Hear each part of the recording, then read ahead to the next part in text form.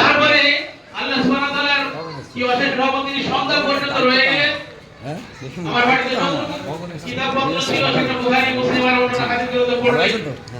আর রমজান সন্ধ্যা করে ছিল, তিনি এখানে এসে সর্বপ্রথম 8 রাকাত তারাবি গিয়ে ভিডিও করে আর বলছি। তারপরে যাতায়াত করতে করতে রুহুল কুদ্দুস ভাইয়ের সঙ্গে ওনার বাড়িতে আমার সাক্ষাৎ, কিছুটা কথাবার্তা হলো।